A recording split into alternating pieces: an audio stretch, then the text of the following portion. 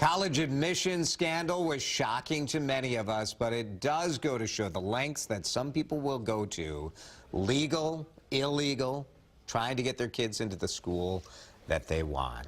So we asked Laura Davis from College Nannies, Sitters and Tutors to join us now with advice on college admissions without the scandal, because you like to think that that's the outlier. There are so many kids that are out there trying hard, working hard, and what are some of the things that families, if you're going through this for the first time, really need to start thinking about? Well, you want to say, our family's going to do it the right way. That's right. number one. And you really want to start talking about it as a freshman. So In high school. As a freshman in high school, Yeah. because college admission is more competitive than it ever has been. And so the admissions team is really looking at your whole high school career. And they're going to look at GPA. We'll talk about some of those things, but start as a freshman and have family conversations about it. Yeah, we are in registration. We just finished that up for our soon-to-be high school freshmen.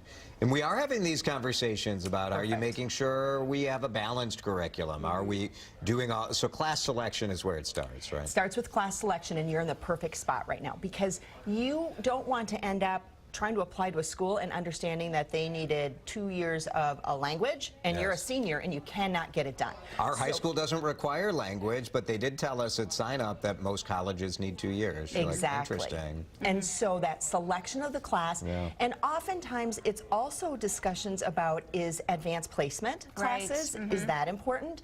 So it might be, it might not be. So you want to weigh these things, because an excellent grade in world history, an A, is much better than a not so good grade in advanced placement world history. And you need to really talk through all that. So that leads you to the next one, is grades do matter even in 9th grade. Absolutely, because GPA is a number.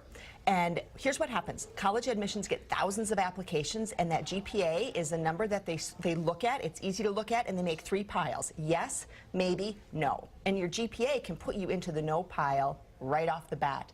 And it's hard to recover your GPA if, as a sophomore, you're not doing that great. So talk to your teachers, get extra tutoring, find a way to get that GPA number as high as possible. Extracurriculars, you need to be planful in this, right? Because when I was applying for colleges 25 years ago, volunteering wasn't as important, and now I understand that's very important.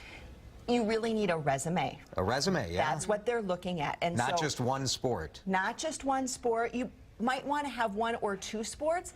Interesting, they're shifting a little bit. They're not looking at quantity, they're looking maybe a little bit at depth. So did you start on the JV team? Did you continue tennis through your high school career? Were you a co-captain for tennis? And volunteering is really important. You can't just start out as a senior and get lots of volunteer hours in.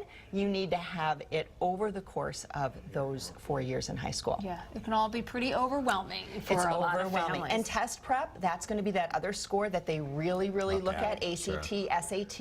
You have to take it, you have to prep for it, and you have to take it yourself. That's right. That's right.